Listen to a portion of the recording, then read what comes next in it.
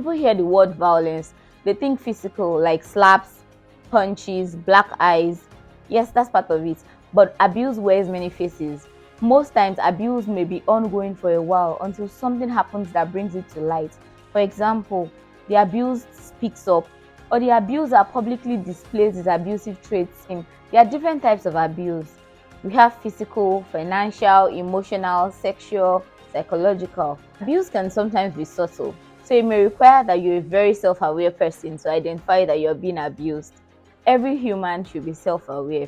And in case you do not know, here are some ways to identify abuse. When your partner is hitting, slapping, choking, or pushing you, it's called physical abuse. I've heard people say slapping is not beating. You'll be surprised at the number of people that agree with that statement. Now, when your partner insults, threatens you, constantly criticizes you in a way that demeans you, makes you feel worthless, like you're nothing without them, it is emotional abuse. I'm a Christian, so I may quote the Bible from time to time. Proverbs 18 verse 21 says that the tongue can bring life or death. Words can wound just as deeply as the fists can. Financial abuse, you guys.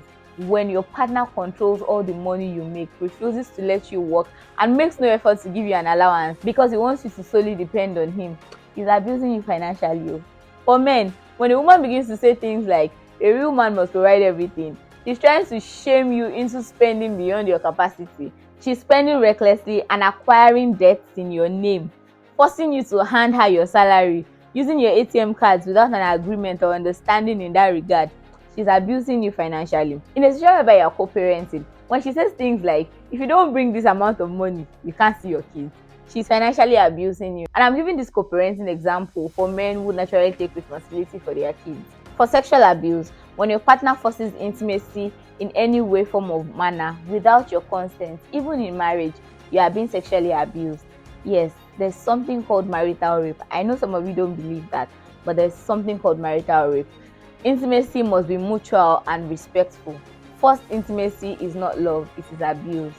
When your partner manipulates you, isolates you, and controls you to the extent that you begin to live in fear, you are being abused, because the Bible says that God has not given us the spirit of fear and timidity, but of power, love, and a sound mind.